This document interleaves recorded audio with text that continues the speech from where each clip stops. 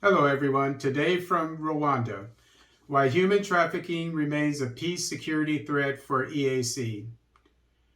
This is taken from the New Times. Human trafficking is one of the major concerns of the East African community. MP Fatuma Ndaginza, chairperson of the East African Legislative Assembly's Committee on Regional Affairs and Conflict Resolution, has told the New Times. When members of her committee conducted an oversight activity in February to assess the implementation of the six-member bloc's peace and security strategy, they also looked into issues regarding human trafficking, illegal migration, and smuggling of migrants in the region.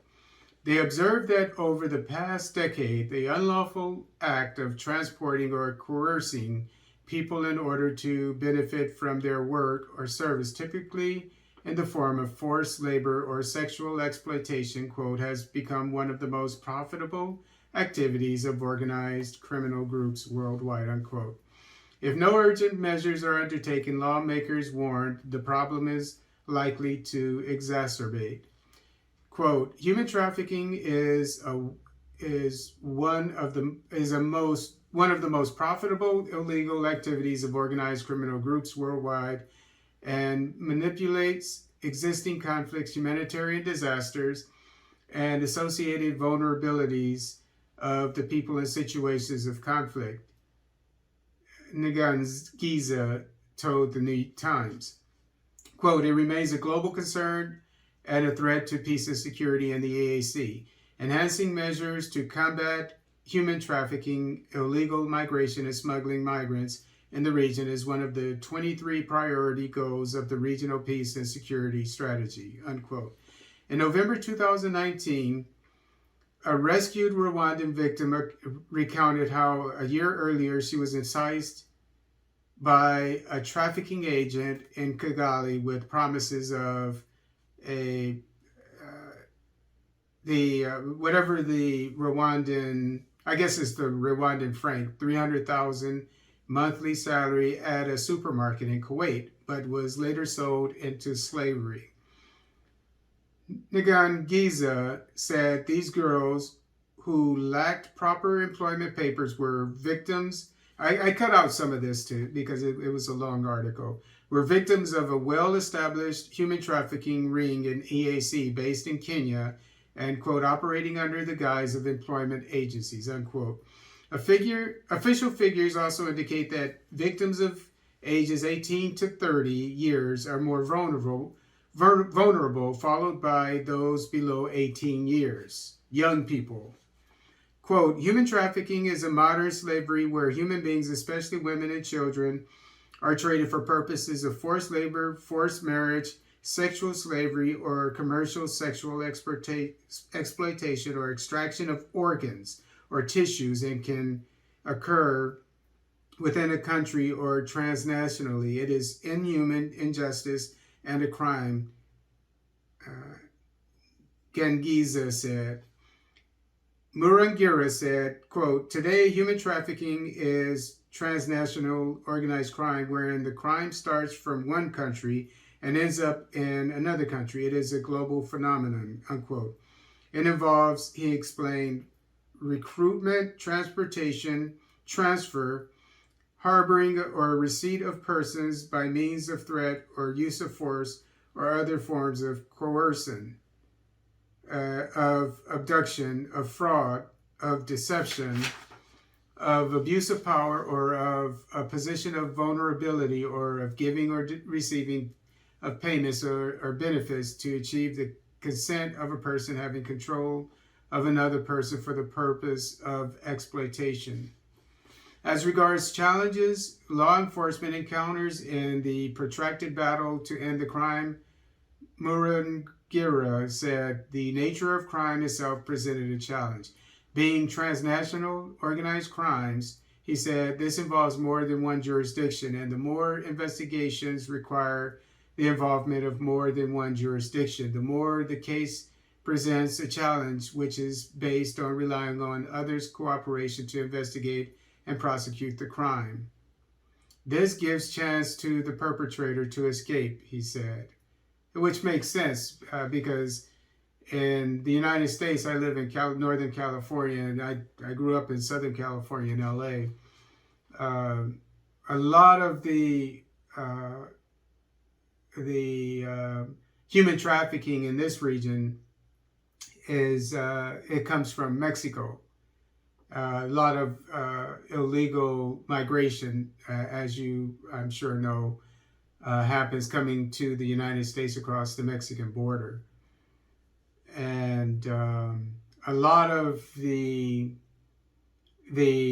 Mexicans who, even some who have U.S. citizenship, when they get in trouble, they go back to Mexico to hide. So that's an example.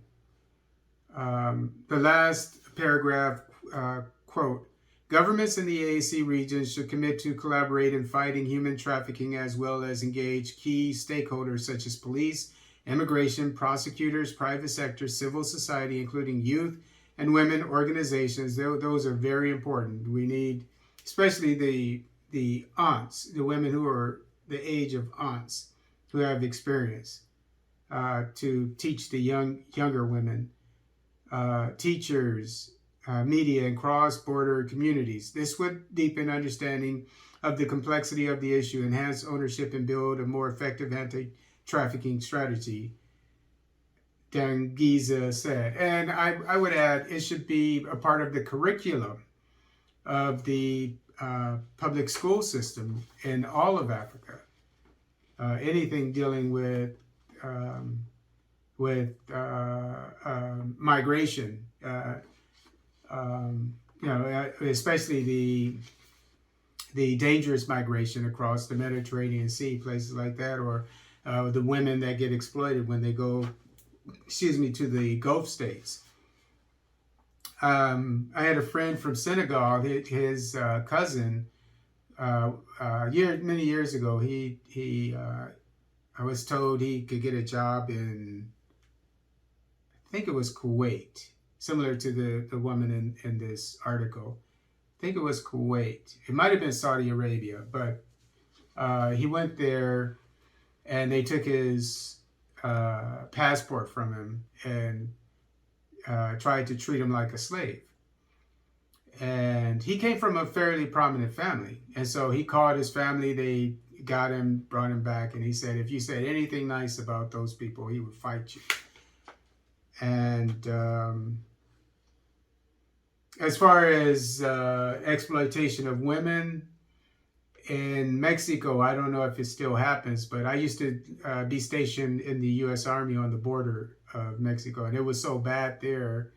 The crime, the border town of Juarez City, it was so bad. It was the twin city of the United States, El Paso. And crime was so bad there, and this was during the Iraq War. It was the most dangerous city in the world. And there was a place where girls, they found a mass grave of a bunch of girls. So, and it was also said years ago, not too many years ago, not even 10 years ago, about 10 years ago, it was said that, even less, that what happens is, they call them coyotes. If you don't know what a coyote is, it's sort of like a jackal. There's, a jackal in the Americas. In Africa, you have the jackal, which is, obvious. Well, yeah, it's similar to the jackal. And coyotes are in Latin American culture, they're the go-betweeners. They're for anything, for coffee, anything, and to make money, and usually in a dishonest way. But the coyotes. They are the human traffickers and the and for illegal migration. They have a monopoly on it in Mexico. And it was said that they would get the girls at the border. They would rape them, and then they would take I think it was their underwear, some garment. I'm pretty sure it was their underwear, and as a souvenir and put it on a tree. So, but my thing is, I know it goes on the migration, as the article said, mainly women and even kids, and we know that part of the world in the Near East is known. I mean, that's a hot spot for the trafficking of organs. And so we are, I mean, if you don't know it, you should know it. And if you don't know it, get to know it before going to that part of the world, especially to go work. And so what I would say, women, I've heard of a lot of really bad situations, women being thrown from windows by Arab men, and who knows what they do. But my question to young African women thinking about going to these countries, do you want to get married or do you want to make money? And I understand, I'm saying this, I with a heavy heart. I'm saying this because I understand the financial situation in parts of Africa. But nothing is worth your safety and your life. And not only that, but again, do you want to get married to an African man or do you want to make money? So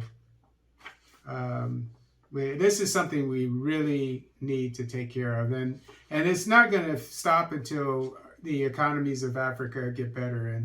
And that's why I do what I do. I report anything that needs to be reported, good or bad.